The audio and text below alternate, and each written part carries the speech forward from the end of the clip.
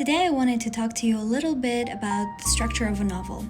And usually when I think of a structure, I think of something super simple in terms of its form. I think of introduction and then development and then climax and then a resolution of some sort. And I realized that that's always been the structure in my mind. But then during my class, the writing the novel class, we were talking about structure last week, and some examples have been shared by our instructors of different novels that have tried super interesting experimental structures and ways of reading a book. And I wanted to share those with you so that you either take those structures and try to implement them in your own novels, or just have fun reading something that is super creative and interesting and different from all the structures that we've been reading before. Okay, let's go. The first novel is Carol Schilt's Happenstance.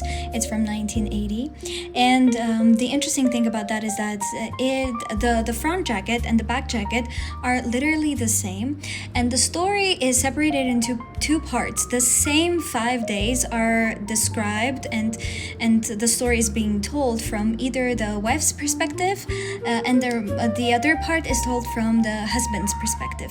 And as the jackets are the same, depending on which story you read first, like if you randomly pick it up, your perspective of the whole story changes, because if you first read the wife's story, that becomes the actual story for you, and then you look at it, at the other story from the lens of that story that you already knew, and vice versa. So it's super, super interesting. There's also a similar structure in the novel called How to Be Both by Ali Smith. So if you want to check it out, you can check it out as well.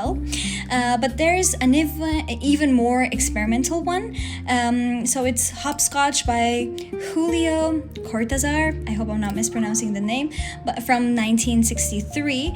So the novel can be read in two ways. Either you are reading all the chapters consecutively, like from 1 to 56, and then you ignore the rest of the book, or you're taking all the chapters, which are like 153 chapters, and you read them in the order that was mentioned in the table of instructions. Can you imagine?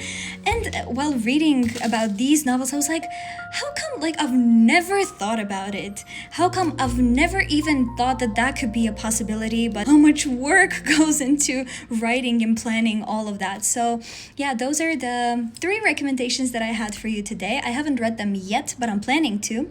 If you know novels that are using creative experimental structures, formats, please share them in the comments below.